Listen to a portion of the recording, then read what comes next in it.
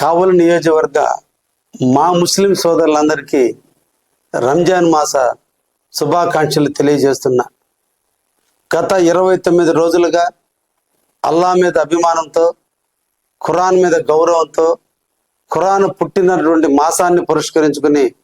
మీరందరూ కూడా రంజాన్ మాసంలో ఉపవాస దీక్షలు చేస్తూ,